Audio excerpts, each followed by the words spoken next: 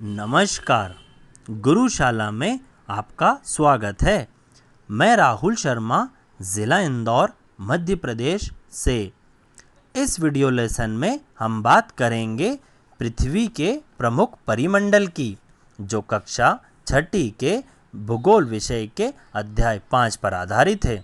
आइए अब हम परिमंडल को विस्तार से जानते हैं।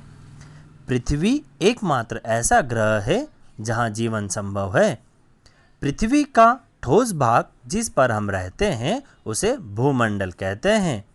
गैस की परतें जो पृथ्वी को चारों ओर से घेरती हैं उसे वायुमंडल कहा जाता है, जहां ऑक्सीजन, नाइट्रोजन, कार्बन डाइऑक्साइड आदि गैसें पाई जाती हैं।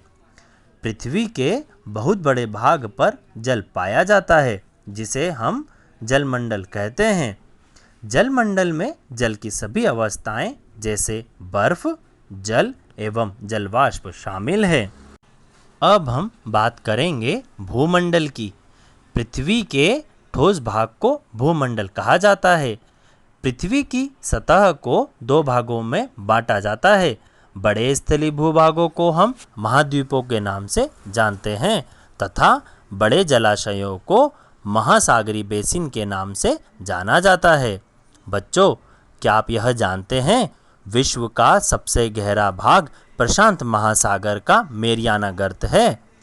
पृथ्वी पर 7 प्रमुख महाद्वीप हैं: एशिया, यूरोप, अफ्रीका, उत्तरी अमेरिका, दक्षिणी अमेरिका, ऑस्ट्रेलिया तथा अंटार्कटिका।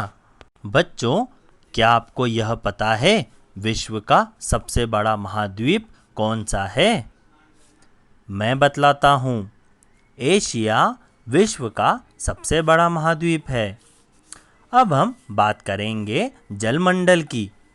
पृथ्वी को नीला ग्रह कहा जाता है।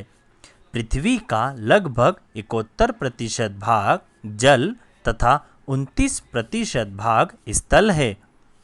पृथ्वी पर पाए जाने वाले जल का 97% से अधिक भाग महासागरों में पाया जाता है, जो कि खारा होता है। जल का बहुत कम भाग ही अलवण जल के रूप में पाया जाता है, जो मनुष्य के इस्तेमाल में आता है। यही कारण है कि नीले ग्रह में रहने के बाद भी हम पानी की कमी को महसूस करते हैं। महासागर जलमंडल के मुख्य भाग हैं। ये आपस में एक दूसरे से जुड़े हुए रहते हैं। महासागरीय जल हमेशा गतिशील रहता है। तरंगे, ज्वार भाटा तथा महासागरीय धाराएं महासागरीय जल की 3 मुख्य गतियां हैं।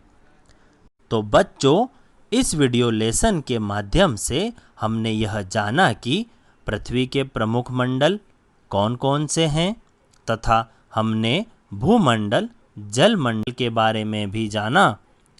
बच्चों, अब आपके लिए सवाल।